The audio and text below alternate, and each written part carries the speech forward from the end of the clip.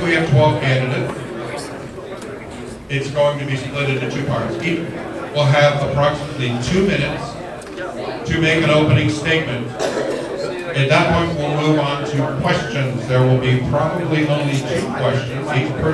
Each candidate gets to answer the same question. Those have been chosen by your moderator, me, Jeffrey Neal. At the end of these 2 questions, we're going to be voting on which 4 candidates move on the final stage, which will be the more intensive debate. This is just time for everybody. You guys get to choose who those 4 people will be in the finals. We also have one candidate who had requested to present a surrogate. Your chair, Ted Brown, had said that would be fine. Darrell Perry can pick a surrogate for 2 minutes only. But that candidate, that person, that surrogate will not participate in the ongoing debate. They will be the first person up to represent Mr. Perry. They continue to sit down. We will move on at that time with the rest. Now, what you all have the challenge of doing is in the first section, which will be about 45 to 50 minutes, write down questions you have for the final. The last 4 candidates, you will choose the questions that will be asked. You will turn them in to Elizabeth Brierly, and during tabulation, we will go through them and come up with a short list. If you write a question that's like, oh, I don't know, 16 paragraphs followed by "Do you agree?" I will have to edit it. We will not even consider it. So with that, we're going to start. There will be 2-minute opening statements from each candidate. We'll be starting with the surrogate for Mr. Perry, which will be Starchild.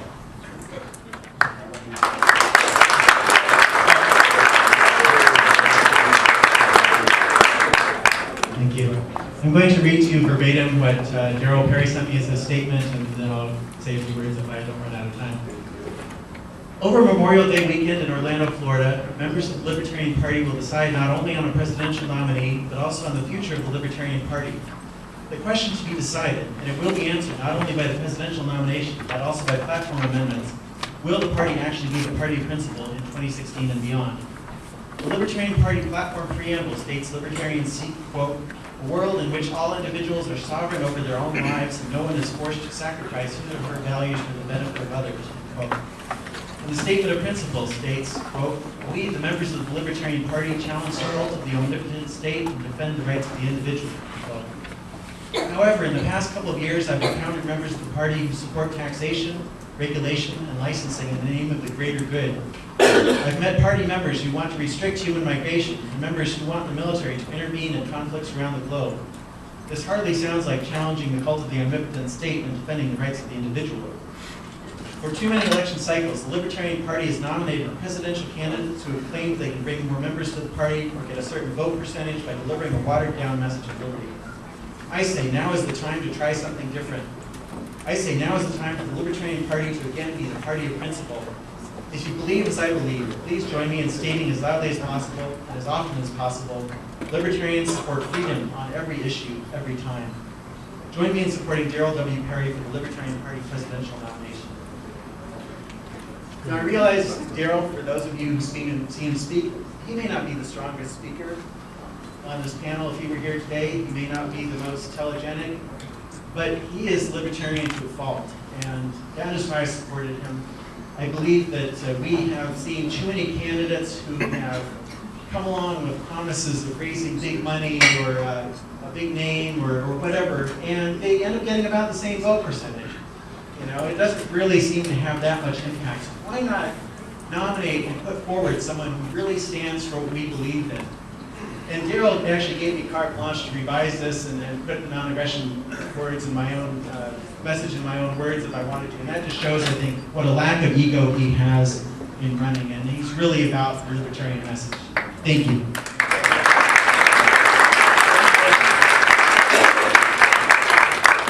Thank you, Starchild. And now we'll move on to the candidates who are here with us today, starting with Mr. McAfee.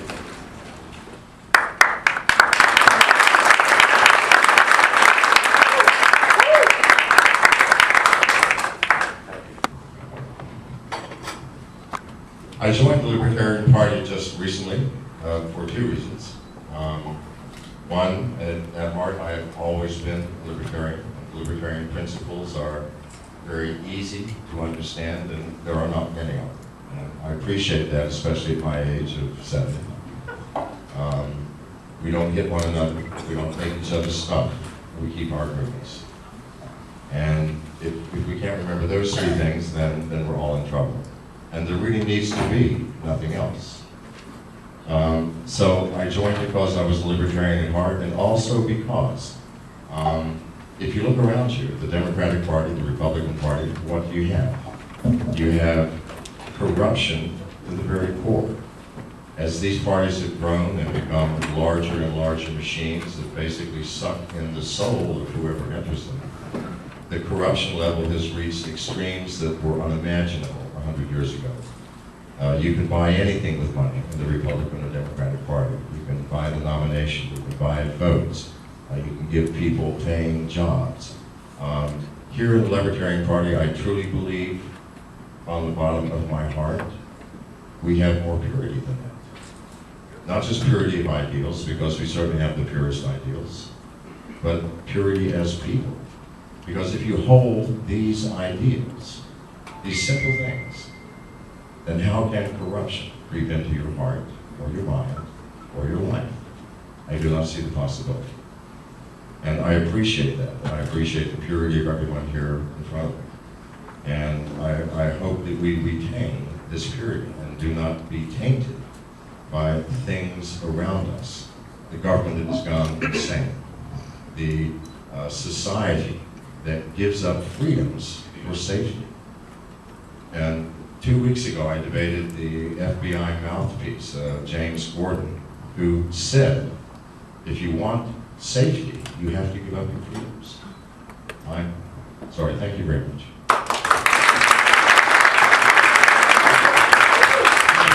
Thank you very much. Mr. Smith? Thank you. And thank each and every one of you for coming to this Libertarian Convention. It's so important for you to take that first step. And I know that you have been leaders, and we want other people in America to follow. I'm going to give you my statement to the California Secretary of State. Each American has an opportunity to take a stand for freedom and to create her or his own individual blueprint reshaping our world. More than other parties, our party offers the best opportunity for peace building over warmongering, communicating freedom and liberty over slavery and oppression. Many non-white Americans and women everywhere have suffered and are oppressed today. I am your only candidate advocating equality. Your only candidate advocating equality of human rights, including equal pay, the First Amendment freedoms in global and foreign policy, an apology for slavery and the exploitation of Native Americans, referencing to the Virginia Resolution of 2007, and finally, education reform concerning indigenous identity. I'm an American veteran, serving veterans, the only candidate addressing all the issues. Our libertarian platform is not dogmatic, rather favoring individual freedom. Concerning pro-life and pro-choice, compared to other party platforms, ours is, I believe, the most life-favoring. I will explain that later, comparing the Republican and Democratic Party platforms on that issue. This nation can be stronger only when all join together respecting every ethnic identity and religion. Anything less creates division. A nation united for the purpose of advancing and educating its people is not a nation that misrepresents its indigenous history. America's history is consecrated by the blood of those whose sacrifices made it possible, the Medal of Honor recipients, to arrive at the threshold of greatness. To continue building our nation, we must abide by the inscription etched upon the Statue of Liberty, whose words echo around the world. Thank you.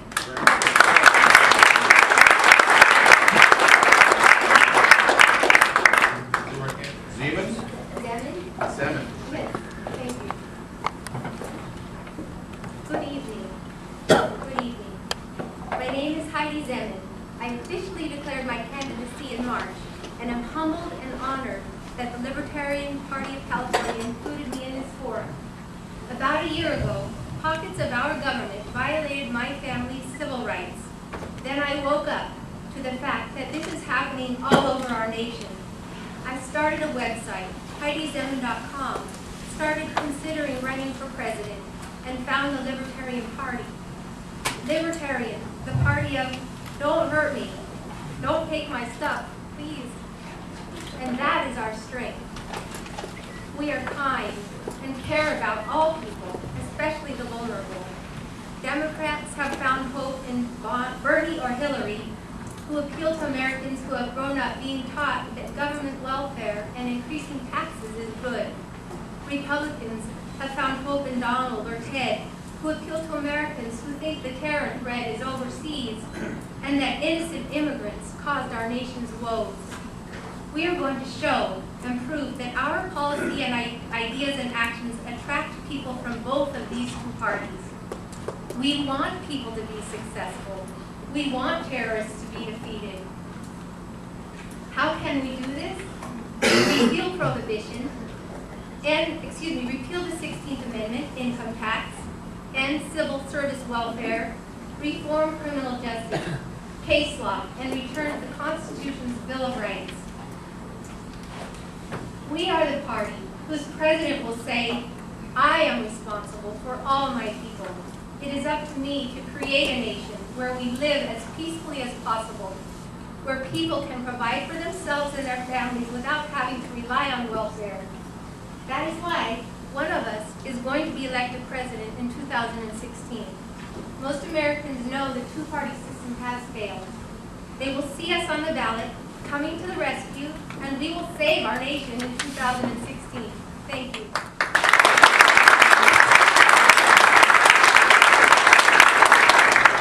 Mr. Peterson. Hello, ladies and gentlemen. I'm Austin Peterson. I was born in Independence, raised on a horse farm in Peculiar, just a little drive from a town called Liberty. I'm not saying I'm the chosen one, but I'm kind of implying it there. I've been fighting for our cause almost every single day for the last 10 years. I was inspired in 2007 when Dr. Ron Paul stood up and bravely fought against Rudy Giuliani in terms of our foreign policy. And I knew that he was the candidate that I would support with all my heart. So me and my 12 best buddies went downtown in Manhattan, and we took a 12-person group and we turned it into a 1,200-person strong organization, and we raised $1 million for Ron Paul. It was because of that activism that I was given a job working for our party. I went to the Libertarian National Committee in 2008, and I turned our office into a powerhouse of activism, and I want to do it again. While I was there, I was quickly promoted by Vice Admiral Michael Colley to the Director of Outreach, and when I was there, I was brainchilding a project that was to get Judge Andrew Napolitano his own show on Fox, because I thought that if we could get the message of liberty to the masses through the mainstream media, that we could have great victories if the American people could just hear our voice. And that was tremendously successful. My internship staff there put together a report that was eventually given to Roger Ailes, because I had studied Ailes and what he had done with Nixon in the 70s to brainchild Fox News. So I thought, maybe if I could learn from some of these types of industry and apply it to libertarianism, we could have great success. Boom, it worked. I went back from Washington, D.C. to New York City, where I was the A1 producer for Judge Napolitano. He called me the right side of his brain, because I'm always ahead of policy. I will fight for you if I win this nomination. I am a freedom ninja, and I have an army of grassroots people in my back. There are no special interests. Hundreds and hundreds of people are supporting me to get me across the country. I'm pioneering the use of technology. And if you want a rock star at the top of your ticket, vote Peterson. Thank you.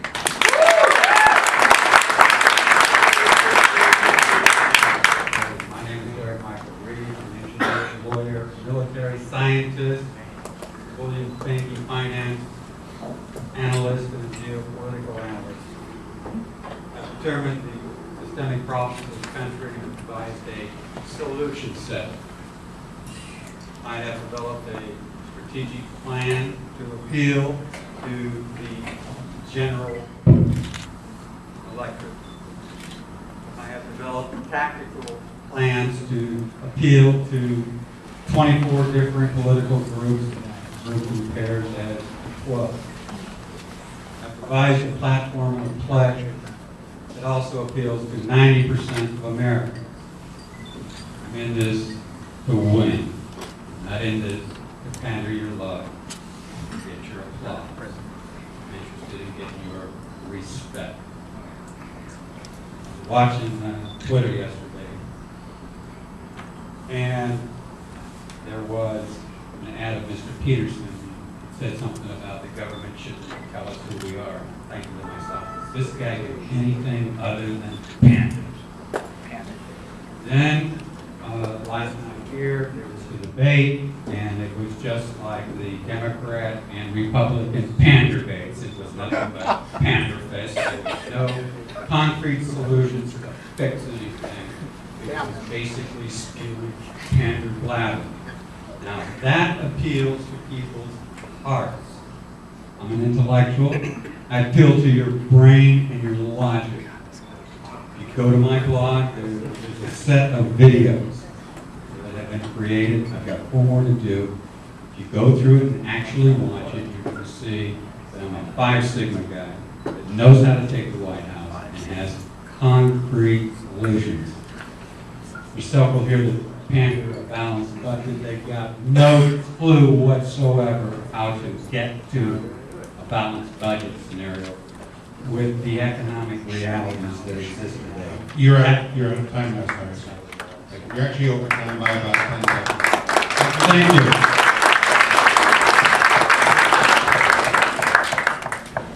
Ms. Waymire? Good evening, my fellow Americans, and especially fellow libertarians. We're one of the few groups of people that stand for what individual freedom is truly about. Now, so far with the candidates we've already heard from, a lot of them I agree with a lot of things they have.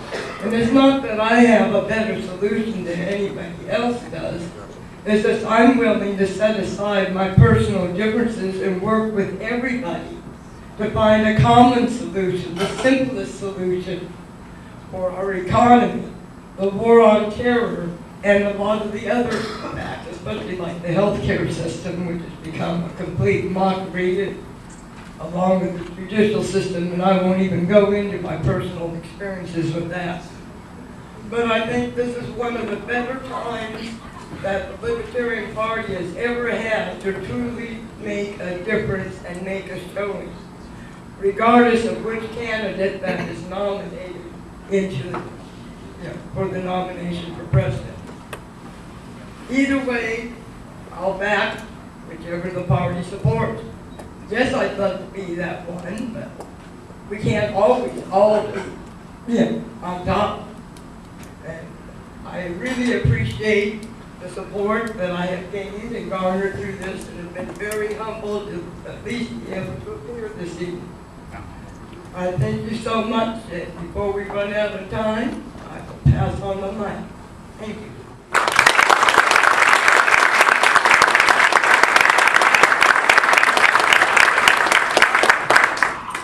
Before we hear from Mr. Feldman, I'd like to ask everybody, keep in mind, we are soliciting your questions. Think about them, write them down, pass them in so that we have time to process and select them. Thank you. Mr. Feldman? Dr. Feldman, thank you. My apologies, Dr. Feldman. I'm a physician, not a politician. Also, I have a job. I'm not retired. I get paid every 2 weeks. I take vacation days to be here. I want to start off with an apology. I'm sleep deprived. I've had alcohol. Gives you an opportunity to see me at my worst, which is probably an opportunity for you. As a physician, I'm an anesthesiologist. If we didn't get enough sleep, we're not allowed to work. Again, I apologize, but we're all going to get to vote on who you want to hear after the break. So if you vote for me, you all share in the responsibility. I want to give a couple warnings. I've been told that part of my problem is that I make people think. And warning, thinking can cause research, discussion, and reconsideration and may complicate your choice of president. What do I have to offer? I'm a new face. I have a brand new libertarian principle. In addition to the non-aggression principle, I propose the positive empowerment principle, that we should maximize the power of all individuals to control themselves, their property, and their environment as long as they don't infringe on the rights of others. Finally, I want to give one more warning. I'm kind of sick and tired of tired of listening to politicians and their lies. Assume everything I tell you is a lie. I usually am very, think now it's politically correct, politically incorrect. So usually I try to shock people by being respectful and polite. Today I will warn you that if you choose me to speak in the next group, it's very likely I will use the word Jew, Muslim, Jesus, nigger, and the phrases "you suck" and "fuck you." So from what I heard this morning,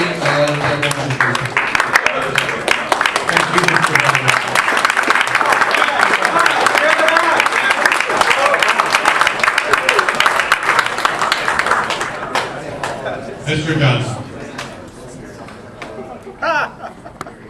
I'm Gary Johnson. I was the Libertarian nominee in 2012. I want you all to know that I have never once in this entire process said that I'm going to be the Libertarian nominee.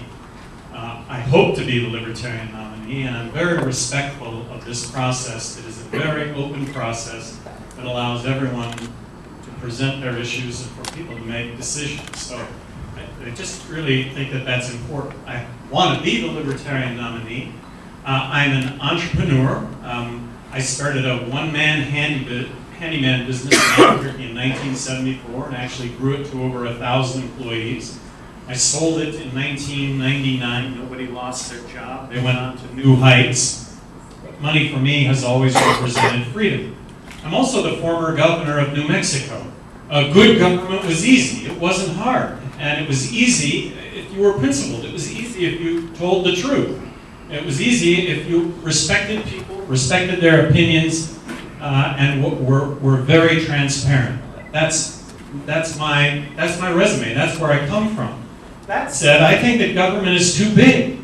I think that it spends too much. I think that it tries to regulate our lives. It tries to make decisions in our lives that only you and I should be making. As governor of New Mexico, I may have vetoed more legislation than the other 49 governors in the country combined, which really says, when I got that bill on my desk that wanted to regulate hairdressers, I vetoed it saying, what's a bad haircut? And I vetoed all sorts of legislation that, in my opinion, was just going to add time and money to all of our lives and wasn't going to accomplish anything.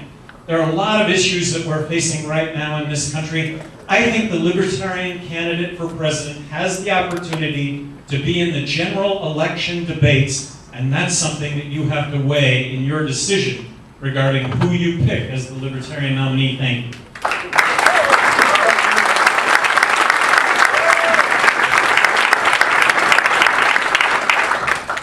Mr. McCormick. Hi, I'm Kevin McCormick.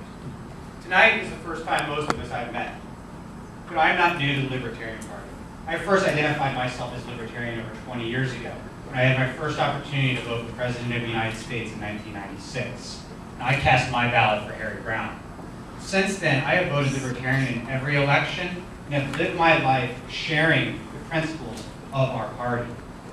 I am a native of Columbus, Ohio. I started attending college as a senior in high school, went on to graduate from Ohio University, and have spent my career working in the technology industry, building systems that protect the data and privacy of Americans.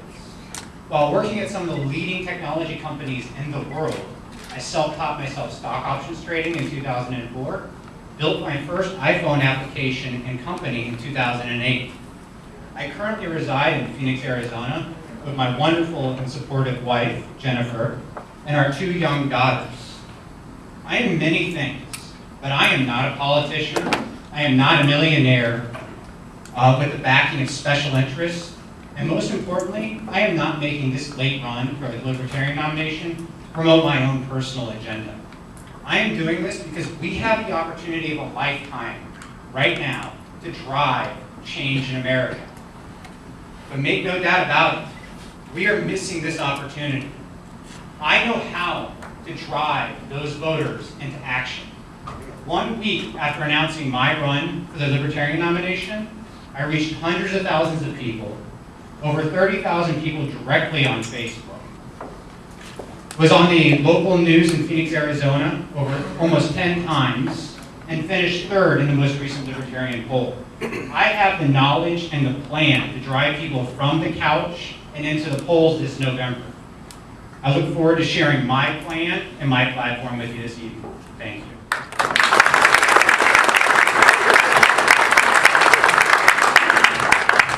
Mr. Sloan. Okay, my name is Sam Sloan, by the way, and in real life I'm a book publisher. I published over 700 books. They're all available in Barnes & Noble bookstores. You can look me up, Sam Sloan. We joined the Libertarian Party in 1973 the first time. I've been involved in the Libertarian Party long, long before 1973. I was a leader of the free speech movement at the University of California, Berkeley in 1964. I was president of the Central Freedom League at the University of California in 1966. I was at the Chicago riots in 1968. I go back a long time doing these kind of things.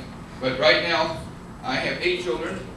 3 of them are in the United States military. I have a daughter named Shamima who fought joined the United States Marines. She fought in the war in Iraq. She was 4 years in Iraq fighting the war in Iraq. I have another son who's also in the United States Marines. He went to Iraq and he came back alive. And I have another son who's in the United States Army. He's getting ready to be deployed to Iraq. But when I'm elected president, or if I'm elected president, I will immediately, in the first nanosecond after I'm elected, I will withdraw all troops from Iraq. I'll order all the troops to get on the plane, come home. No, forget about Iraq, Afghanistan, Syria, and all those other countries over there. We have no business over there. We will stop fighting wars over there, stop dropping bombs on people over there, and we will stop financing other governments who are fighting wars over there. I'm sure you know one particular government that we're going to stop financing. I don't have to say what that government is. But another thing we're going to do, we're going to erect a statue in honor of the great American patriot Edward Snowden. I think we should rename we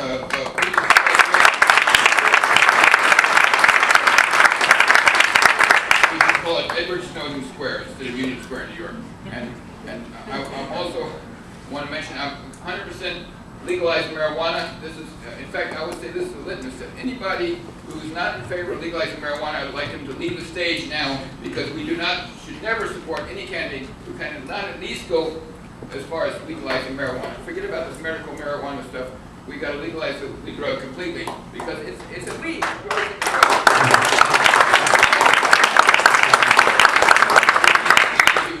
Your time is up. Sorry, thank you very much.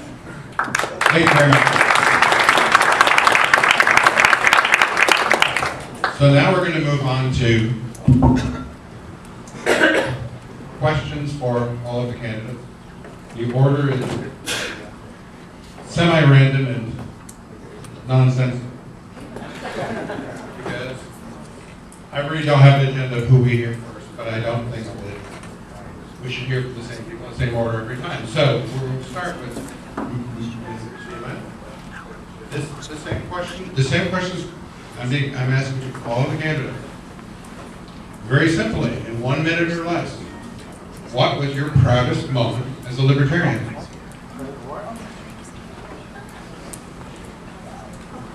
My proudest moment as a libertarian. I think that was when I contacted the... Well, just hold it to your mouth. I have not thought of that before, so I would say that it was when I first contacted the party last spring. I asked them if I could run for president, and they told me that yes, I could. And ever since that time, I've kept in touch with the party, both nationally and statewide. Not a lot, but just the proudest moment is knowing that I'm a member of the party that is the party of freedom, the party of principle, the party that doesn't want to take my stuff, and the party that's not going to hurt me. And so this probably isn't the best direct answer to what is my proudest moment, but I guess it's I'm just proud of the party. So thank you very much. The next person to respond will be Ms. Waymeyer. I know some of you are going, okay, what's that? I think my proudest moment with the Libertarian Party was within the first year that I actually got involved, other than just being a Libertarian voter. And that was when we were getting ready to go to an election, and I was asked if I could coordinate an event at the state capitol. for our candidates. Well, I was actually able to pull that off, and we did have a candidate like media center right there on the steps of the state capitol here in Sacramento. And it was just such an awesome feeling to be part of that and to watch all the people get inspired. And that was always my proudest moment. Of course, I've also been known for the one at the national conventions to be there at 8:30 in the morning dancing and trying to get everybody to wake up from after drinking all night. So, thank you.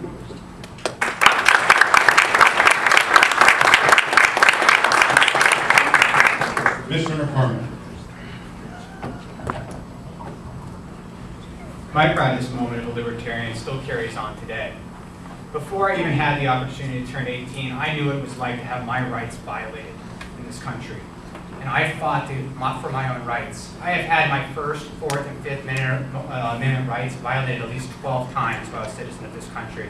And I have fought for my rights in court and won multiple times. I have been a victim of these crimes, and I understand what is going on in this country and how we're being treated. We have secret courts that now can go and read my emails whenever they want without having to state a crime. This is the principles why I joined this party in 1996, and it's the principles we need to be focused on right now. Our rights are being trampled in this country, and it's what we should be focused on right now.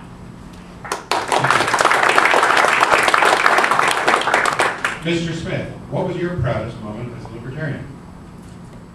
Well, I was trying to think back, and some of you know that I have not been a libertarian for years and years. When I was young, I was in college at the university. This was in the 60s and 70s, and I just didn't know anything about libertarians. I was certainly anti-war. Later, I served in the United States Navy, and finally, it wasn't until probably the last 5 years or so that I was aware of libertarians. I certainly saw a few in Texas, but when I would go to some of the meetings, there would only be a few people that showed up. So I was in other political parties, but I'm very proud that we formed a Toastmasters club, so we could all get together and practice being libertarians at a Toastmasters. And I guess right now is one proud moment, just being able to stand up before the world and fight. I'm an old man now. I'm over 65 years old, and so I think it's a time. My time's up. But I just want to, pass a legacy on to a younger generation and leave a better world than we found. Thank you.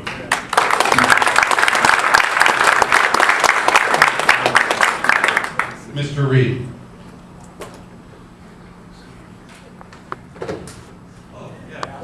Okay. Proudest moment was in Pennsylvania, explaining to people that the other candidates basically had no credible plan to fix any of the systemic problems facing the country. After the debate, several people came up and told me how I clearly won the debate from an intellectual standpoint, and it was gratifying to that extent, being an unknown and not getting the emotional response that other candidates do with their candor.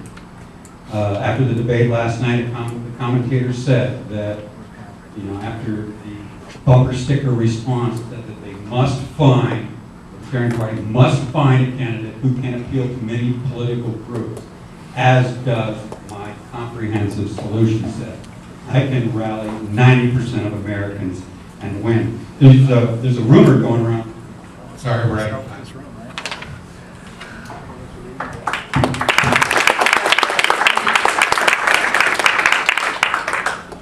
Mr. Johnson, your proudest moment as a libertarian, please. Well, proudest moment as a libertarian had to be getting the nomination for president as the Libertarian Party, and so that continues in it, like it or not, and you have, of course, have the ability to change it. I am the spokesperson for the Libertarian Party, so I'd like you all to know that I'm really a fierce competitor.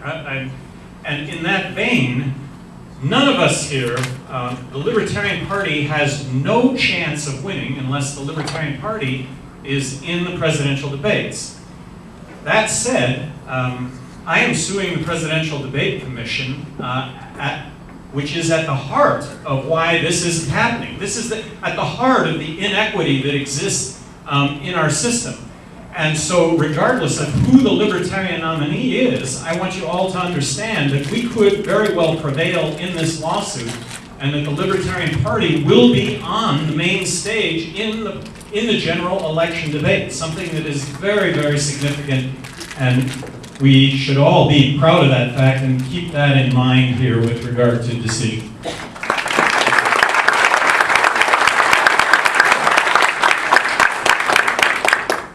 Mr. Mack. Thank you. My first of many arrests for drug use was in 1970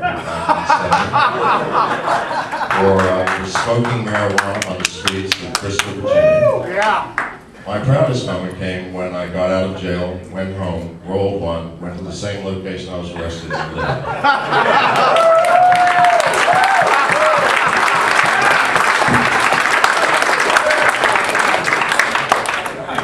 Mr. Peterson. Probably my proudest moment wasn't something that I had done for the Libertarian movement, it was what the Libertarian movement did for me. On February 17th, 2014, my television show was canceled and I got a phone call from Miss Angela Keaton who said, "Austin, we heard that you and your entire staff of Libertarians have been laid off and you're gone." And I said, "Yes, they've let us all go." And she goes, "Do you want us to do something about it?" And I said, "Well, I can't tell you to do anything." And she said, "Say no more." And as I walked out the building with my box of stuff, there were the bombs dropping. We were making the internet blow because the Liberty Movement stood up for me and destroyed Fox News' servers for 2 days. The president of Fox News could not get an email, his secretary couldn't get an email. The Liberty Movement shut that building down and stood up for me because I had stood up for the movement so many times before, and I realized that this army was powerful and that we could accomplish great things, that we could even bring Fox to its knees.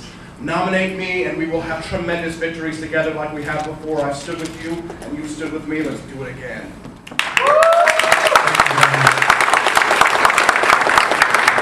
Dr. Feldman. They say that pride comes before a fall, so I tend to think more in terms of admiration than pride. I try to keep some humility. If we are standing tall, it's only because we stand on the shoulders of giants. Anyone who knows the history of the Libertarian Party. But the time that I admire the party most, I do serve as the Region 3 representative on the Libertarian National Committee.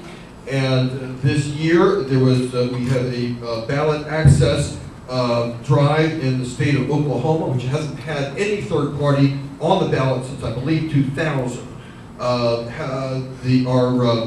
Our director, Wes Benedict, after the end of spending, I think close to $100,000, said that it wasn't clear. Boy, he wishes somebody would finance another 1,000 signatures. I took out my wallet and got another 1,000 signatures for the state of Oklahoma. And we recently heard our signatures have been approved. We will be on the ballot in Oklahoma.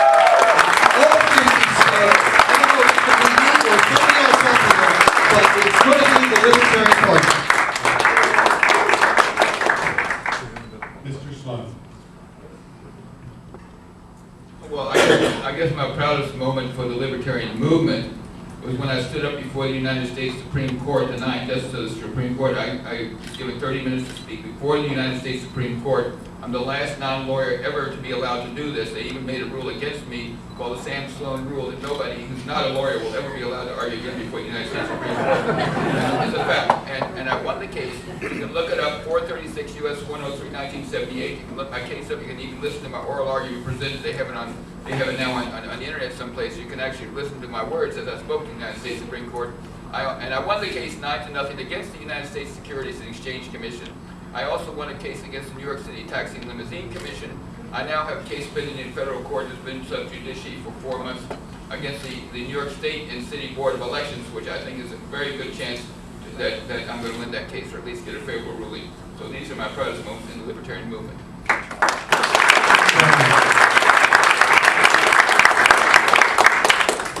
As you can see, even with a minute for each 10 candidates, it takes a lot of time to move through. So we're going to have one more question from me, and then we'll move to the ballot for who makes it to the final four. College basketball. The next question then will be, what unique characteristic or attribute do you bring that none of the other candidates on the stage possess? And we're going to start with Mr. Reed. Okay. Start the clock now. Start the clock now. I am unique among all the candidates because they engage in candor. I engage in logic. I have developed the right message to appeal to 90% of Americans, the right solution set. I have developed the strategic plans to win. I appeal to logic. Libertarians are supposed to be smart. You need to get out from your pandered hearts and into your intellectual minds. Take a look at my blog and intellectually analyze it. I'm the only libertarian candidate who can win, and that makes me unique. And if nominated, I will sweep all 50 states and put the Libertarian banner over the White House. My skill sets enable me to solve very rapidly a large number of major systemic problems facing the country that will be like a magnet to 90% of Americans. Thank you.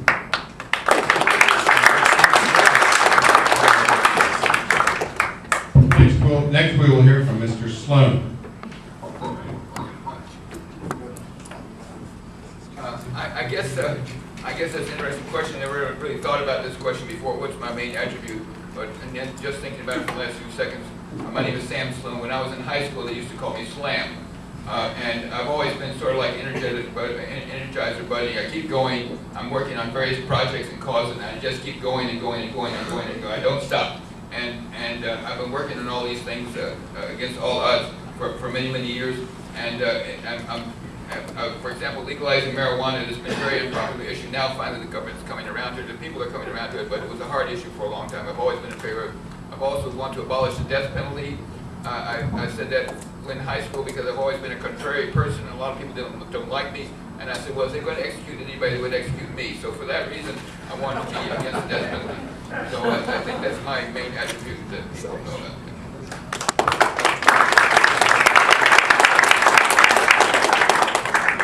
Mr. Johnson. Well, not unique to the entire table, but I've always been an entrepreneur. But unique to the entire table is I actually ran for public office. I've never run for public office before prior to running for governor of New Mexico, and I got elected governor in a state that was 2-to-1 Democrat. And really made a difference. Made a difference in a state that was 2-to-1 Democrat, I think exemplified by the fact that I got reelected the second time by a bigger margin than the first time. And then lastly, I'm an athlete. I'm a competitive athlete. Nobody else at this table has climbed the highest mountain on each of the 7 continents, and that isn't to say that if everybody up here, everybody in the room couldn't do that, if that isn't something that you set for yourself as a goal. And next summer, unless I'm elected President of the United States, and I'm not even presuming that I'm going to be the nominee, but next summer I'm planning to ride the Divide, which is a 3,000-mile mountain bike race from Banff, Canada to Antelope Wells, New Mexico on the Continental Divide. And I think that that's unique to this table. So I am a competitor, and I think that in this election right now, that's really what we want. Thank you. Ms. Zimmer.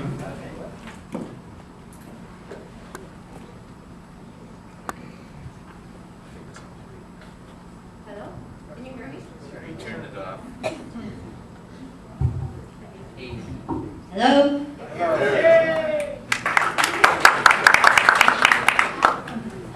I'm going to mention 2 things. One is I'm one of the candidates who's not accepting donations, but if I happen to be blessed with the nomination, I would.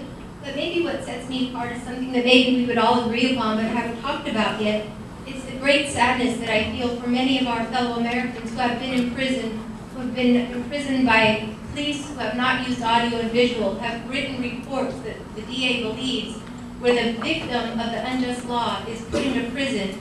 I see a future of us reviewing every case of every prisoner who has waived their constitutional rights and freeing them. This is like a Holocaust in our nation. I would like to pair our evangelicals with the military and free our innocent brothers and sisters in our prisons.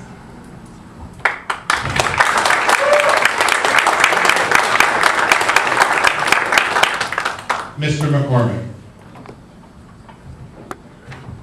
Thank you. So I have a unique background myself. I've been a lifelong libertarian. In addition to that, I have the personal experience of having my rights violated. But more importantly, there's people in this room who think my recent rise to third in the libertarian poll is fictional. It is not. In 2 weeks, I have reached more people and driven them to the Libertarian Party than most of the candidates sitting at this table. I'm able to do that because I work day to day in the technology industry, working with our top companies in the world. I am part of the teams that get called in when somebody gets hacked. I have fixed the systems of some of the largest hacks that have occurred in this country. These people respect me. They know I'm honest and a truthful person. That is who they are looking for to run for president this year. And that's how I can drive the national media, the social media, and my own local stations in Phoenix, Arizona to run stories about me before I even publicly announce that I am running for president. And I hope that you vote for me to be on the panel for the last hour so you can hear more about me. Thank you.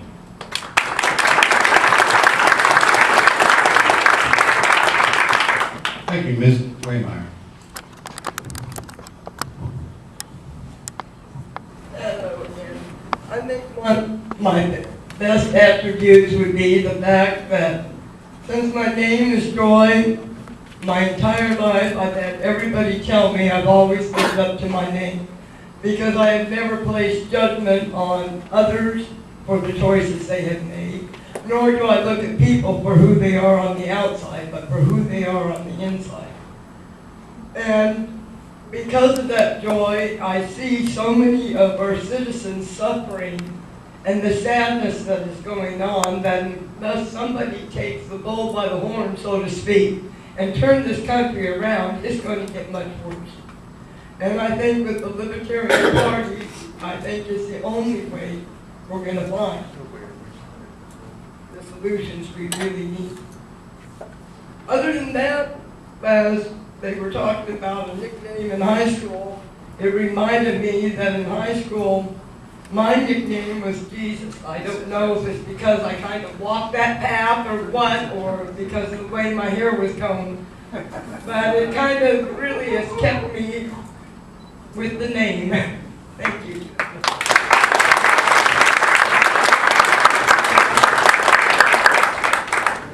Thank you. Next, we'll hear from Mr. Peterson.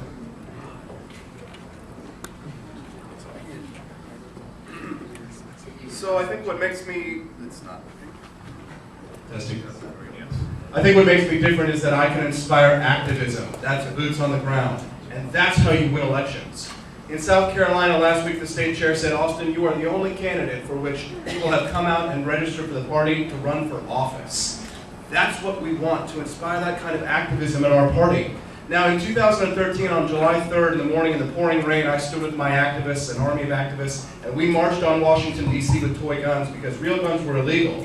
But we raised thousands of dollars for charity for children, and we got national, local, and international news coverage with an army of activists because they wanted to fight for our rights, for our Second Amendment rights. They came because of me, because they believe in me. And if you nominate for president, the boots on the ground will appear and we will win some elections, people, and I will help inspire these local candidates to get out there and run, because it's not just the top of the ticket, but we've got to be looking at those down ballot tickets too, which is why I've been counseling and mentoring them and doing everything that I can to help these people win their local races. I'm on the phone every day with them trying to build this army so that we can win, and I hope that we can do this together.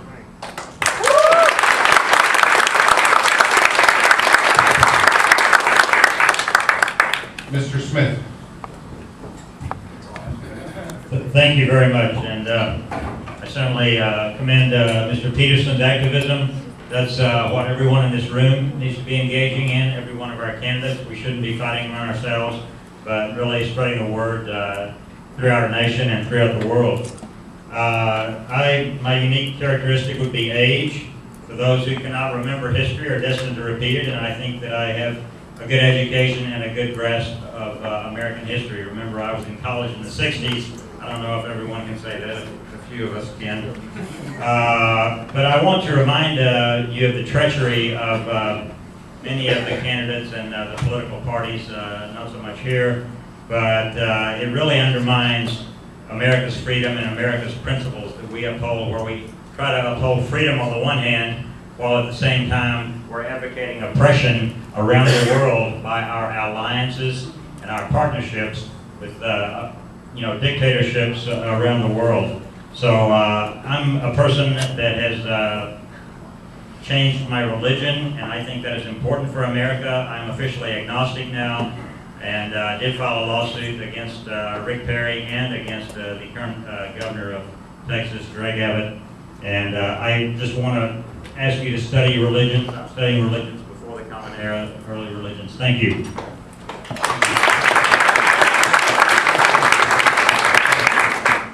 Dr. Feldman.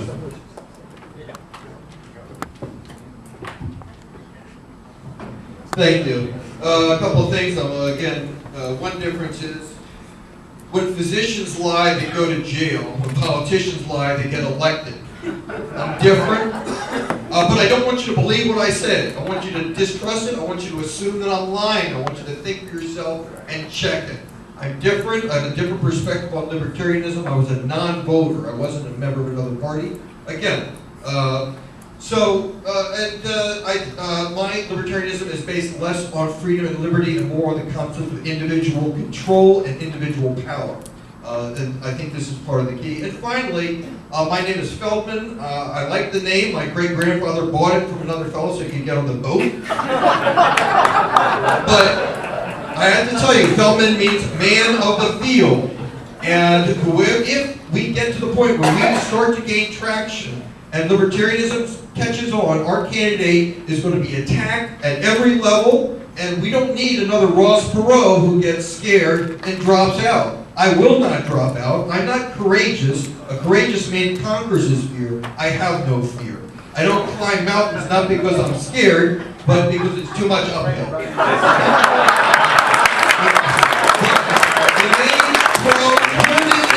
When they throw crap at me, I will grow tomatoes. Thank you.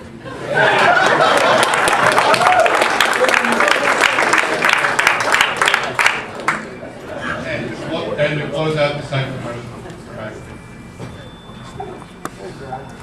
hard act to follow. Sorry? That's a hard act to follow. It's a hard act to follow. Thank you very much, Doctor. Our world is held together with the glue of cyber science, whether we like it or not. Everything from our automobiles to our military drones are controlled by computers and software, and therein lies the problem.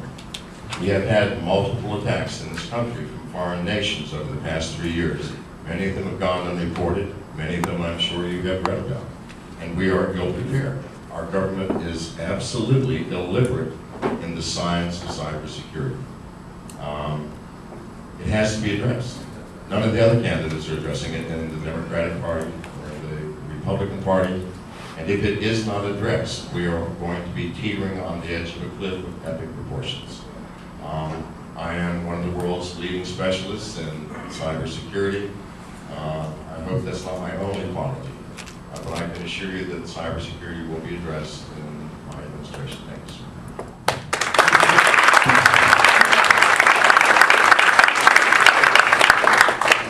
Thank you very much.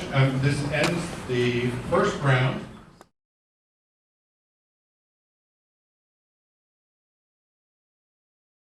Attention, everyone. Would you like to know who made it to the final four? Then pay attention. While that person next to you who's mumbling or talking should be quiet. All right, ladies and gentlemen, I'd like to explain the highly complicated and sophisticated method that we use to judge who won the top 4 people. We looked and said, ooh, look, those 3 piles are really big. Ooh, those 5 piles are really small. And there's 2 that are kind of in the middle. We're not sure which one is bigger than the other. In other words, we only counted for 4th and 5th place.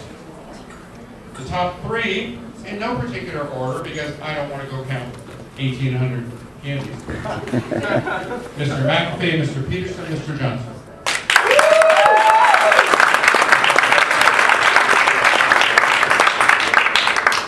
In 4th place with 41 pieces of candy was Mr.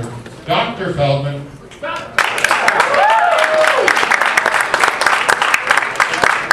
in 5th place with 28 pieces of candy was Mr. McCormick. Thank you all. At this time, we'll ask those 4, Mr. Dr. Feldman, Mr. Johnson, Peterson, and McAfee to come to the stage, and we'll move on with the next phase of the debate. I actually leave the stage and then you leave it.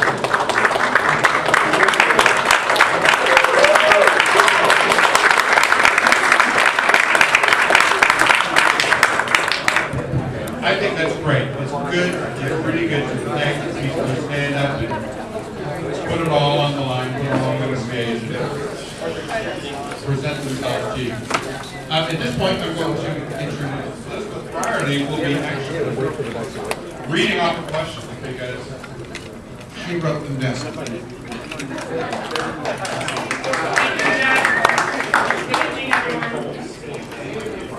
We have a lot of concern about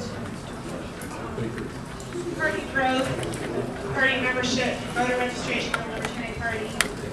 We know that liberty is the solution. We know that Bernie Sanders has made socialist not a dirty word. What will it take to help people leave the status nest, safety net? If nominated, what will you do this year to grow Libertarian Party voter registration, Libertarian Party membership, and in particular the diversity of that membership and registration? We'll start with Mr. McCaffrey. How much time? 2 minutes. 2 minutes. It's a long question from my ancient mind, but I think I got to do something. The question is how are we going to grow our ranks, both as a party and as a movement and as a system of beliefs.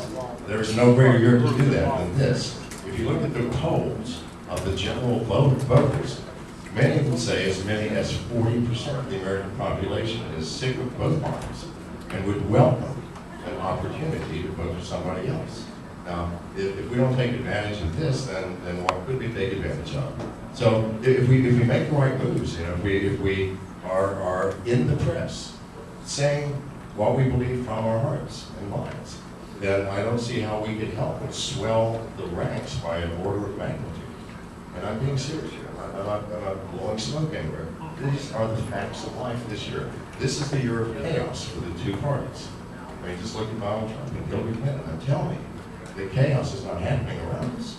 And we as libertarians, with the principles that we hold, which give us our strength, if we can't escape in that chaos or swim through it, then our principles are not sound. And I know that they are. They are sound. So growing the party is going to require that we simply do something and take action, and that we have conviction in our beliefs. I do. And I think that all of you here, because you are taking your time on this afternoon to show up and listen to us. So that is my answer.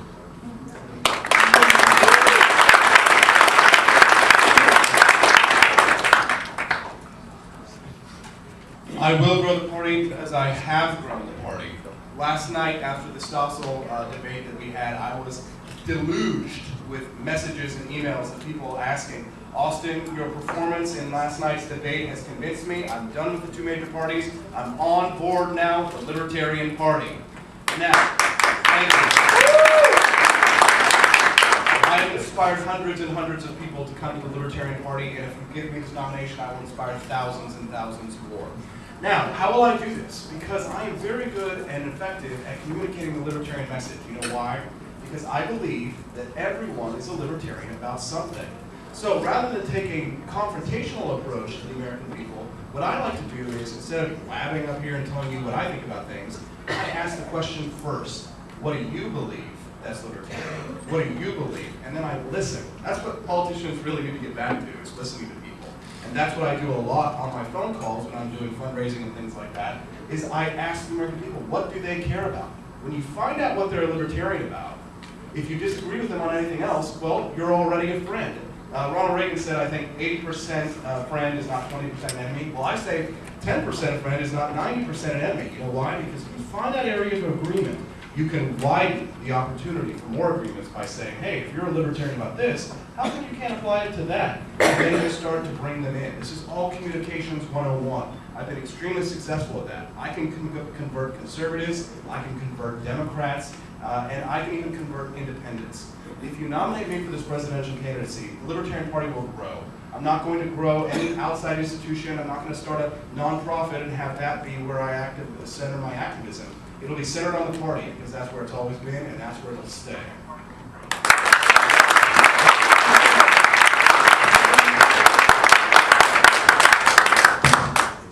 I think the two most polarizing figures in American politics today are Hillary and Trump. And when Hillary has to go out and attract 30% of the far left to get the nomination, and when Trump has to go out and garner 30% of the far right to get the nomination, and when 50% of Americans now declare themselves as independent, what you end up with mathematically is you end up with these two representing a solid 30% of the population. I have always maintained that the majority of people in this country are libertarian, they just don't know it. I would not be doing this if there wasn't and isn't the opportunity to actually win the presidential race. But the only way is to be in the presidential debates. So last week, for the first time, my name appeared in a national poll against Hillary and Trump, and I polled at 11%. Well, the key is to keep this polling going and to actually get to 15% and be in the presidential debates. But as this goes forward, I suggest to you that having a good showing in the polls and making this happen for whomever the nominee ends up being, this is a game changer. I mean, this has the opportunity of going viral. It hasn't happened. I thought it would have last cycle. It didn't.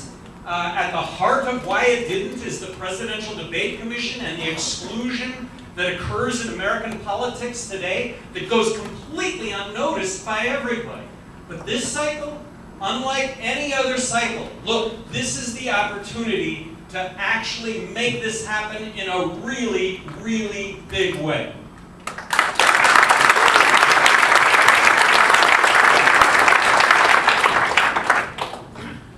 Dr. Feldman, you figured out your next. Very good. Process of elimination.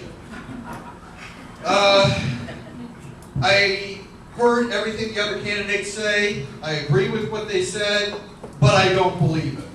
Because I don't believe anything that anybody says. We're going to grow this party. It's not going to be by talking.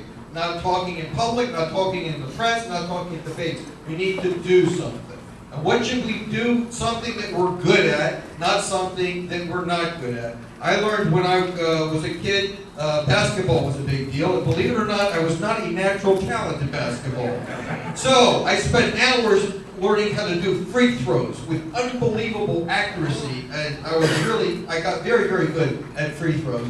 And they were picking teams, and we all lined up against the wall. And I was the last one to be picked, and someone came over and gave me a message that I want to share with you. He said, "Feldman, you suck." And that's what I learned. Don't try to do things that you suck at. Do what you're good at. What are we good at? What do we do good? Well, one thing we're great at is ballot access. We got access on all 50 states. The Green Party doesn't do it. The Socialists, nobody else can do it. Because we have dedicated people. They're maybe crazy, but they're dedicated. And they get things done. So let's leverage that. Let's not talk, let's do something. My plan is to do a grassroots effort in all 50 states to have voter registration drive to get new voters. There's 100 million people in the United States who have not supported Democrats or Republicans. We don't have to change their minds. We don't have to convince them that we're better than the Democrats and Republicans. We just have to convince them that we're better than not voting at all. Now, will we end up registering a lot of Democrats and Republicans? Sure, but we'll get libertarians to it. We're going to make a statement. We're going to show that we want to bring the power of the vote to individuals, because that is our power. Thank you.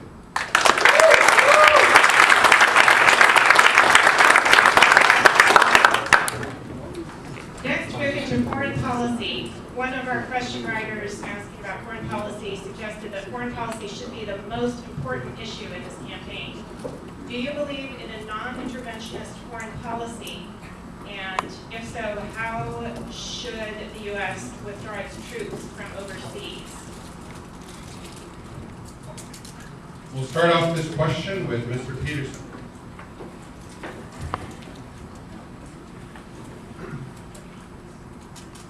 Foreign policy is obviously very important, and I do believe in a non-interventionist foreign policy. That doesn't mean that other countries are going to be non-interventionists, but we should take the lead in a way that we should live by our principles.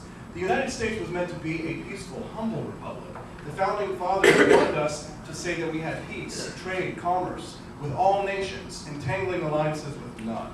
If I'm president of the United States, I will obey the Constitution and never go to war without a declaration of war. Now, that's unique. If we had a president who just obeyed the Constitution, that would be the most libertarian president in American history. Now, Thomas Jefferson had a unique crisis that he had to face. The Islamic terrorists of his day, the Barbary pirates. But he didn't go and act unilaterally. What did he do?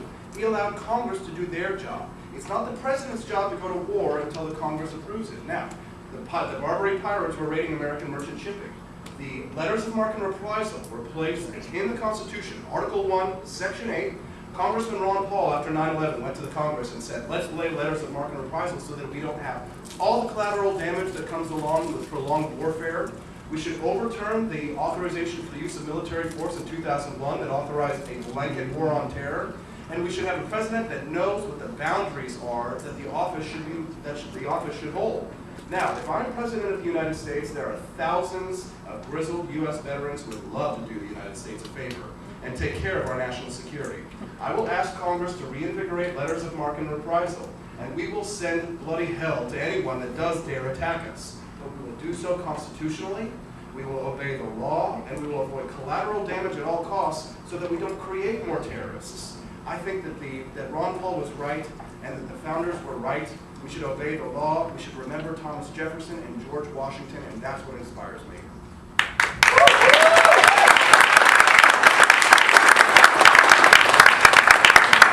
I'm sorry, Mr. Johnson. I have erratic and unpredictable patterns of how I call people. Dr. Feldman.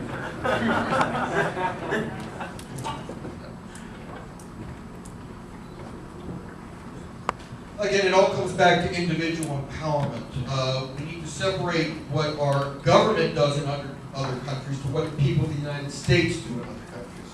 I want to clarify something that came up at a previous debate. I had got a lot of applause when I said that I thought that the government aid to Israel should drop to zero. I believe it, but it's not because I'm not a supporter of Israel. I support Israel with my checkbook and my credit card. I believe in ending all foreign aid, but the amount of foreign aid that comes, and I believe that Israel is a great place to start. But to those whose nuanced views of the Middle East include a total of saying, fuck Israel, I will say, fuck you. Thank you. Now, in terms of foreign aid, in terms of military intervention, I wouldn't use our grizzled veterans. I would depend on our secret weapon, which is 3 million Muslim Americans who love this country and stand up for this country, who we need to bring up and empower to support those groups to end these criminals who are calling themselves Muslims, who are causing damage around the world. Thank you.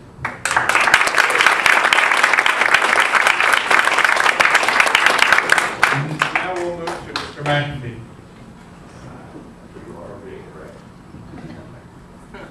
For 65 years, America has played the role of world policeman. We had the tower. We had the nuclear bomb at first until Russia also got one.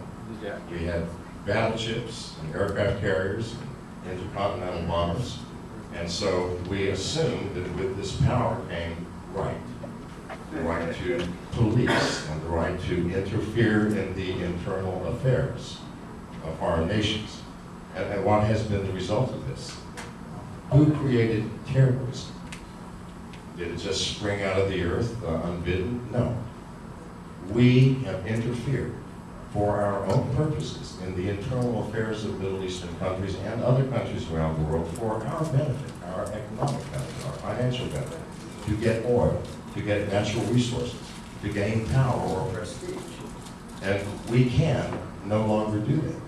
We can no longer do that. We have our problems here at home. So we created terrorism by dropping bombs on people and murdering brothers and sisters and mothers and friends. And if you were there, you would also feel angry and frustrated to the point that perhaps you would strap a bomb around yourself and go and do some mayhem. So we must bring our troops home. We do not have the right. We don't even have the power and the money anymore. We have to understand that we have lost that place as policemen in the world. Thank you very much.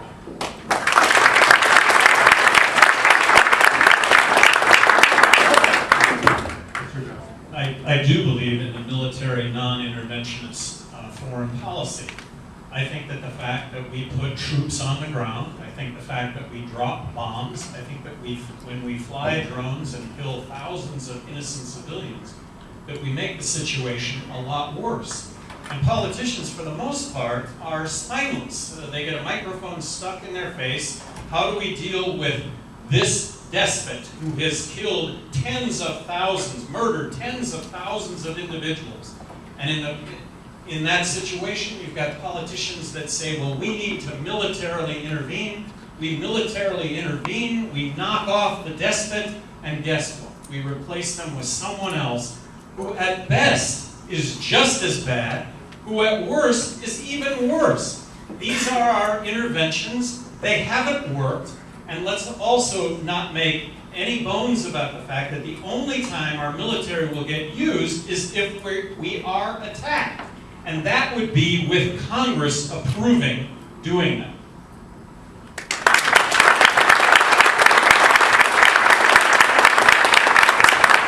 Thank you. And next we'll move to domestic policy. So I'm going to cheat a little bit because people had specific departments they were interested in hearing your opinions on in the federal government. So this will be a multi-part, you can choose which parts to answer. What departments or agencies would you like to close? And the suggested ones to talk about are Child Protective Services, Social Security, Medicare, and NASA. Can you hear me? NASA. And we'll start with Mr. Feldman.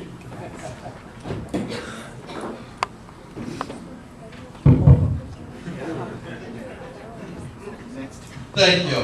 I have a very specific plan.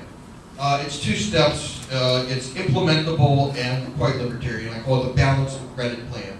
Number 1, balance the budget and keep it balanced. Mr. Reed said that that's ridiculous, and no one can balance the budget. We're only 13% over budget. We already have the plans to balance the budget. I'll tell you where you can find them. Democrats have already published budget proposals. They cut the deficit in half by cutting money that goes to special interests that support Republicans. The Republicans have published plans to cut the deficit in half by cutting money that goes to special interests that support Democrats. Take those cuts and those cuts, you have a balanced budget, and there's not a single cut.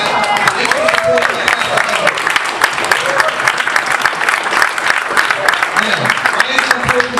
Because borrowing money is power of the government shouldn't have. The government doesn't have to come to us to borrow money, it just does it without us.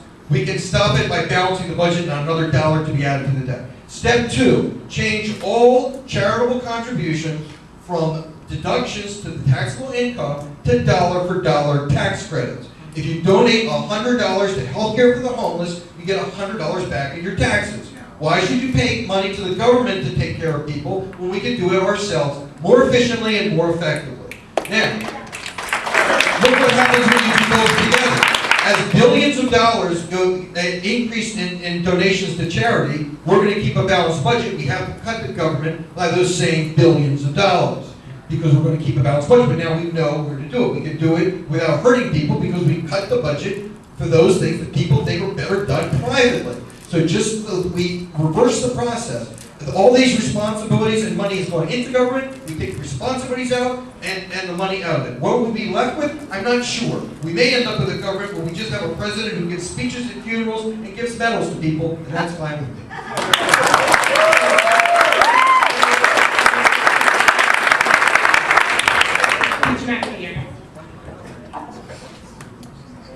I can talk about all of this. I used to work for NASA, and I can promise you that it is better done with private industry.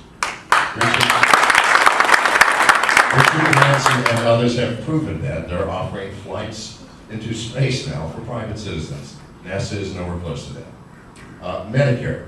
The question is, in 1950, 1% of the gross domestic product went to health care.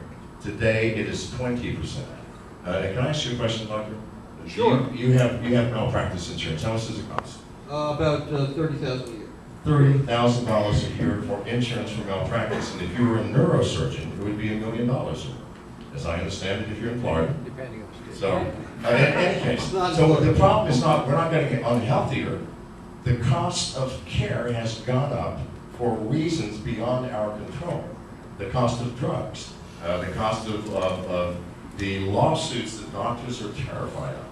So we can cut Medicare, I think, by having a saner approach. If we drop the FDA, I think that would drop half the cost of Medicare. The Child Protective Services, that needs to be cut back, and it also needs to be controlled so that we don't rip children out of parents' hands because you're smoking weed. And Social Security is a commitment that we have given to people. And if you have already paid, and you're 7 years old, and we said we will give you money when you reach 7, we have to continue to do that. But no one under the age of 40 believes you're going to see a dime of Social Security. That needs to be privatized from now on. And that's all I have to say about that. Thank you, Rick.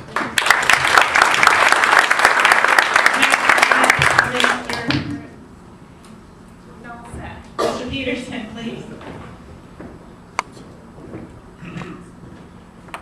Well, first of all, I think that the Department of Alcohol, Tobacco, and Firearms ought to be a retail store. They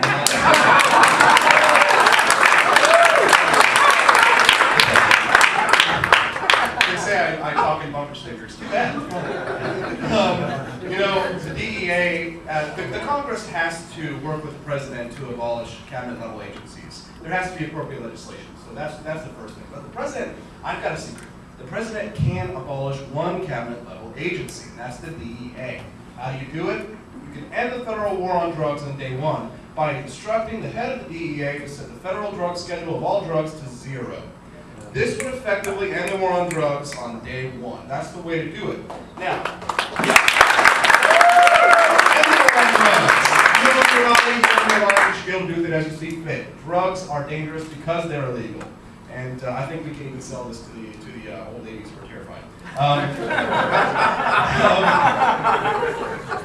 So we can end the DEA by setting the drug schedule to 0. What about the BLM? Can we get rid of the BLM? Sell on all land west of the Mississippi. Now, yeah, if you're worried about Social Security and how people are going to pay for it, how about all the land in Nevada? Why do the feds own that land anyway? The government doesn't need to sit on that. Let's auction it off, and then we can get rid of the BLM so we don't have to kill people in Oregon anymore. This is ridiculous. The federal government should stand up. Put in the budget, give those agencies, and we will make some cuts. Thank you.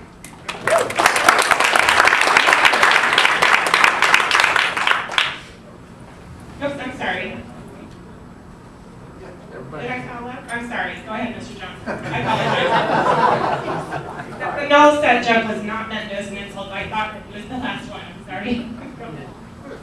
So I would be proposing a balanced budget.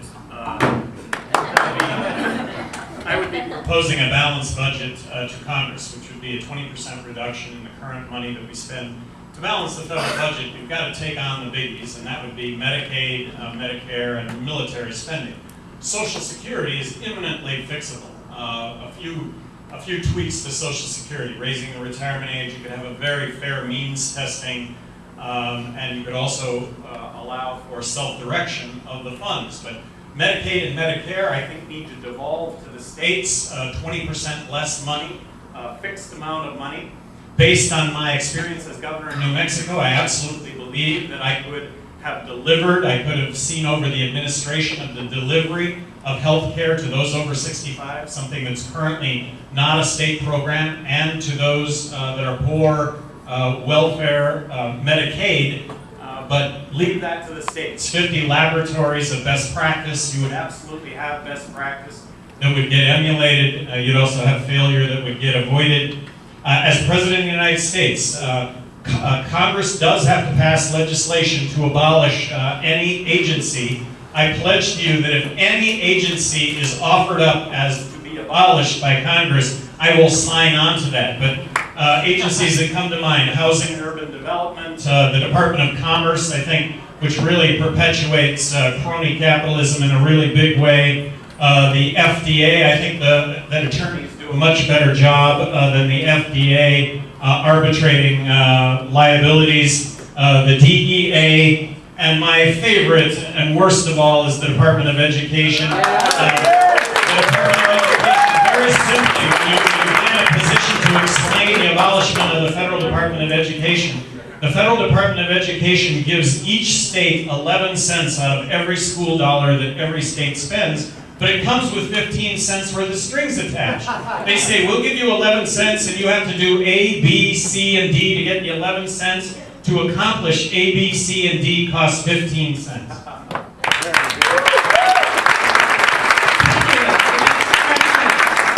is a two-parter.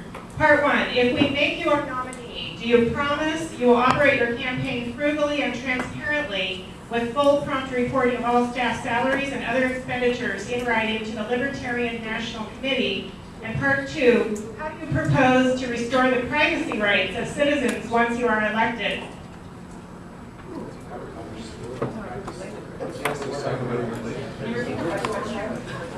I should divide that into two questions. If we make you our nominee, do you promise you will operate your campaign frugally and transparently with full prompt reporting of all staff salaries and other expenditures in writing to the Libertarian National Committee? And then you could remark on privacy rights of citizens once you're elected. Oh, sorry. Where's Jeff when I need him? Mr. Peterson, would you please start us off? Yes, I absolutely will operate my campaign budget frugally. I already am. I think I'm the most fiscally conservative candidate running because I'm running a campaign without an ounce of debt, not a dollar of debt. That's how we ought to run our campaigns, the same way that we would govern. We need to be effective in how we use our funds. I'm not a former millionaire, and I'm not a former governor, but I'm running a credible, front-running, libertarian presidential campaign. Do you know why? Because everybody who's working for me is working for free because they love me, and they trust me, and they love this message. That's the kind of inspiration that we need. When I worked at the Libertarian Party's national office, I didn't need to pay my staff because they loved what we were doing. And if you can inspire that kind of activism, you don't need the tens of millions of dollars. Technology has changed the way that we can use our activism. You can use your cell phone. I'm running my whole campaign on my cell phone, ladies and gentlemen. I hope that I can inspire other libertarians to do the same and reach for the stars. And the second question was about privacy. How will I restore privacy? Well, I'll tell you what. The NSA is a military agency, which means that the president has direct oversight and purview. So I will demand that the NSA follow in accordance with our Fourth Amendment rights, respect the Constitution, and no warrantless wiretapping. It's time to end the Patriot Act once and for all. Yeah. So that's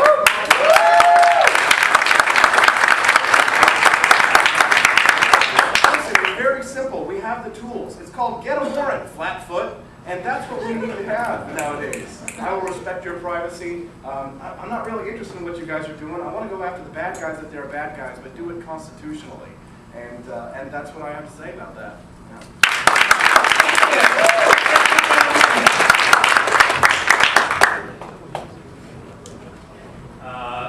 something about me that I would like you to know. Something about me that I would like you to know is that I'm as frugal a human being as you have ever met. There's a big difference between frugal and cheap, but frugal is, in my case, I do carry-on luggage for up to 8 days because that's $40 that a contribution would have to go for. And so in that context, yes, I would pledge to provide that information should I be the nominee to the Libertarian National Party. And then with regard to restoring privacy rights, more than just talking about it, as Governor of New Mexico, I said I would never have established the Department of Homeland Security. I think it's an incredible waste of resource. I would have never established the TSA. I would have left, and I was saying this as Governor of New Mexico. Don't do this. Leave this to the municipalities. Leave this to the states. But don't get the federal government. Leave this to the airlines, ideally. Choose to strip down naked or just breeze through a metal detector. But make your own choice. That is something that I said. NSA, stopping the collection of this metadata.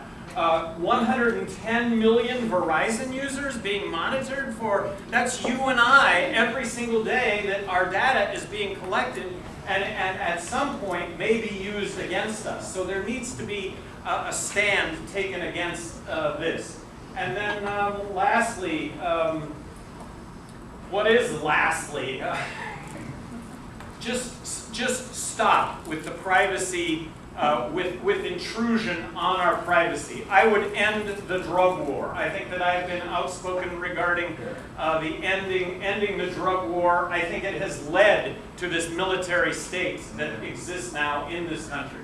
The fact that tens of millions of Americans are convicted felons, but for our drug laws would otherwise be tax-paying, law-abiding citizens.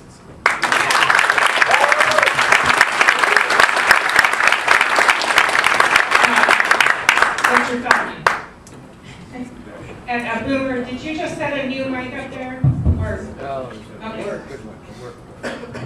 Yeah, this one seems to work. I am frugal and I'm cheap. I drive a Toyota Yaris. One of my colleagues asked me what kind of car is a Yaris. I said it's for people who find the Toyota Corolla too ostentatious.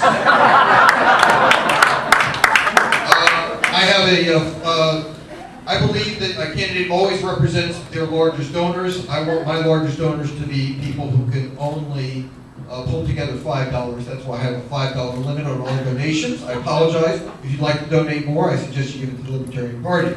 On the other hand,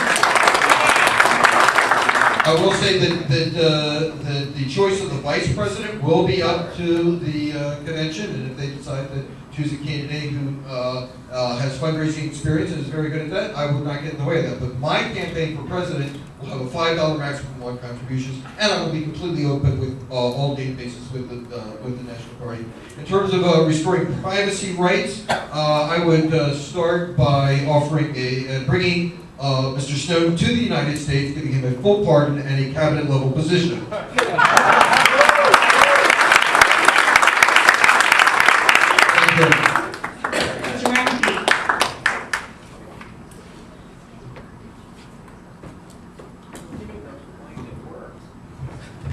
Can you hear me? Yeah. I'm going to do this before starting to talk about privacy first. What is privacy? We don't realize that hundreds of times per day we exercise the right to privacy.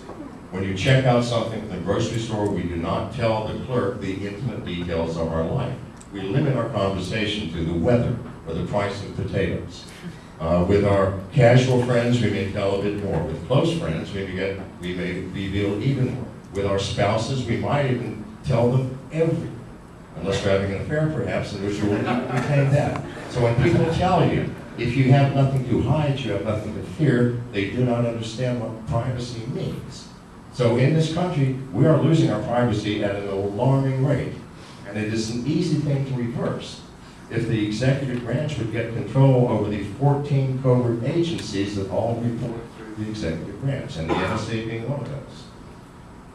The FBI, I'm one of the most outspoken critics of the FBI on this planet, and I have suffered much because of that. I debated the FBI a mouthpiece 2 weeks ago on CNN about wanting to break into the Apple. And I called them on the fact that you know how to do this. If I know how to do it and 10,000 others, then you have to know how to do it. Otherwise, we are in deep shit. So, I won that debate. I won that debate. They got very, agitated, and the bell had to be rung a number of times. So, privacy can be reversed, but it has to be reversed from the executive branch and by dictate, as through transparency, which relates to privacy, by the way. Of course, I'll be transparent. As the most vocal critic against the FBI, there's nothing else I could do. And my house is bugged, my phone is bugged. But yes, of course, we all must be transparent about these things. And it's extremely important that we also demand transparency from our government. They may spy into my life. No, we should be able to spy into the government's very existence and what are they doing.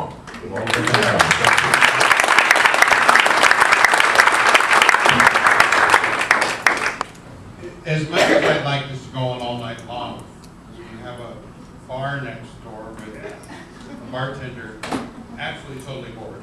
And as you said, we have to care for others, we really do. And we then have a dinner at 8. So we're going to close out the debate with closing remarks from each candidate of about 2 minutes. And 2 minutes each. And in that magical, what the hell are you doing, Jeff, kind of order, we'll start with Mr. McAfee.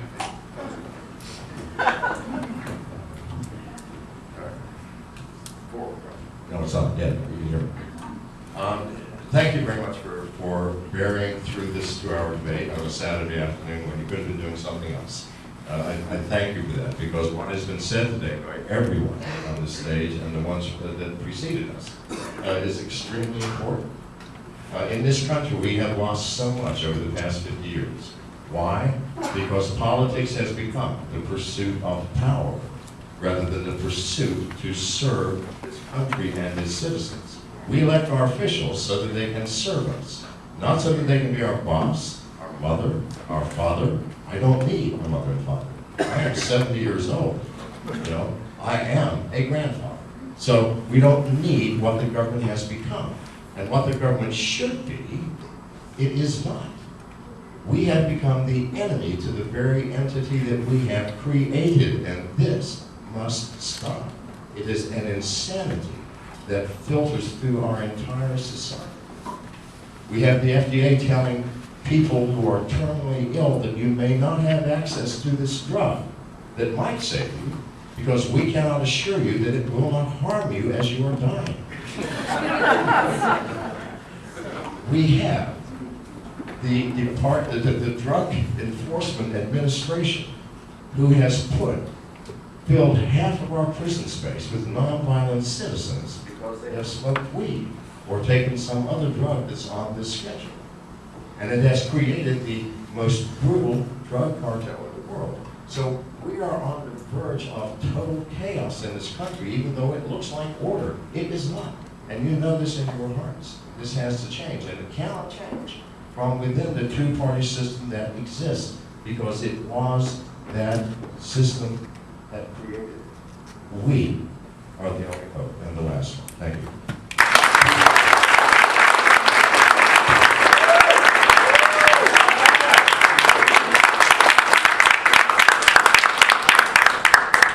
Mr. Johnson.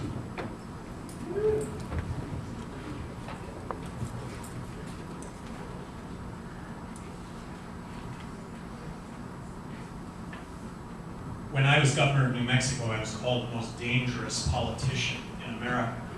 And a lot of that had to do with my advocacy of school choice, which I said, bring competition to public education. That's how we're going to change public education.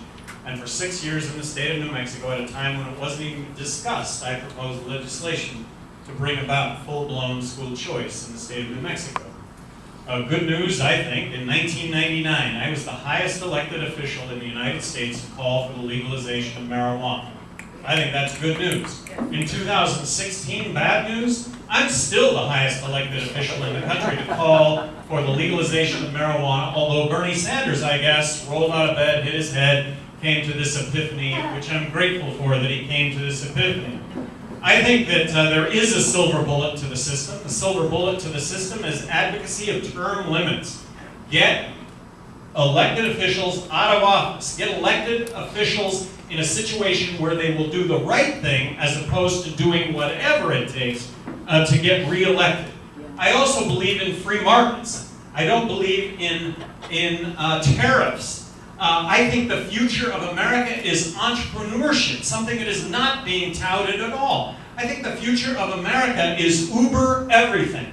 Uber electrician, Uber plumber, Uber lawyer, Uber doctor, eliminating the middleman from taking money for direct payments by you and I to those that are providing those services.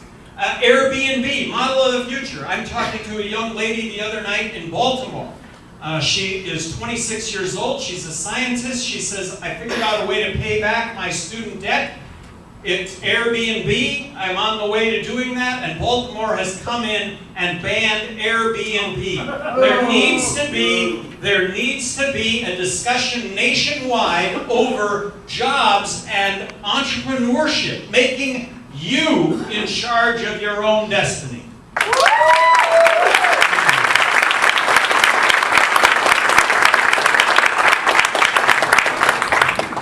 Mr. Peters.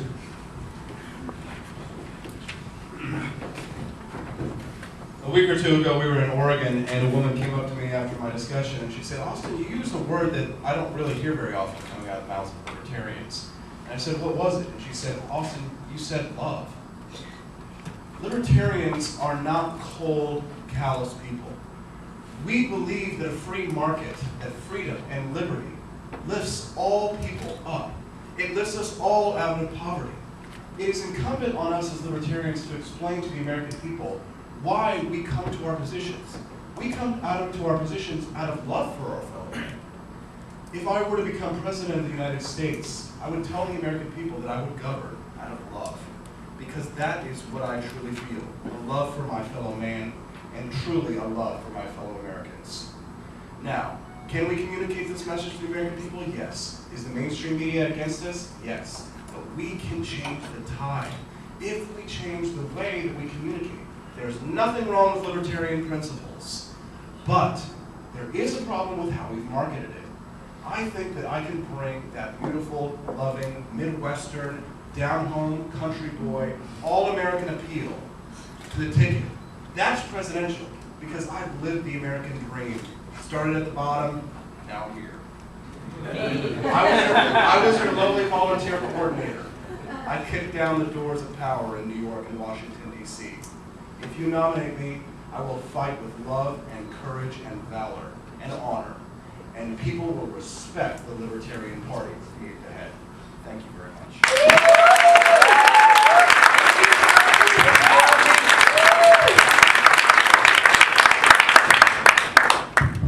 And to close out, Dr. Feldman. I get the advantage of going last, so nobody can speak against what I'm saying. But I'm different from others anyway, and there's a reason for it. Again, I think in terms of power and control, I want each one of you to take power and individual control over your own decision-making and responsibility for it. Now, that's not easy. It requires some energy and work on your part, and it is different. Now, when you want people, you speak to people differently when you want them to take control versus when you want them to follow you. The best way to get followers by appealing to emotion. I don't appeal to emotion because I don't want to persuade you. I want you to persuade yourself. So I'm going to try something radical and see if I can have success by actually making sense. So what I'm going to ask you to do is to take control. Recently, there was the first televised debate on the Stossel show. He picked 3 fine candidates, but he picked the number of candidates. I think this debate was better than that one. I think Mr. Stossel should have come here.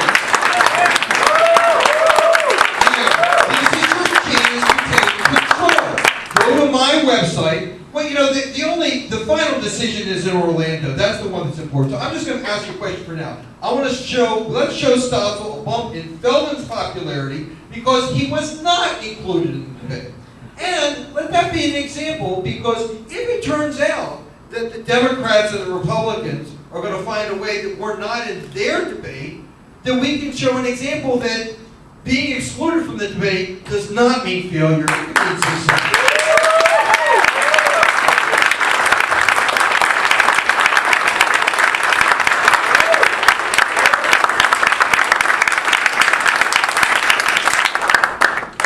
Gentlemen, my personal thanks to you. Also to the other 6 candidates who are not on the stage. I've got to say, when Bernie Sanders said, why do we need 14 kinds of deodorant? It just made me think that Stossel was channeling Bernie Sanders when he said, we only need 3 candidates. Libertarians, 10 worked out just fine for us, didn't it? I want you to give a round of applause.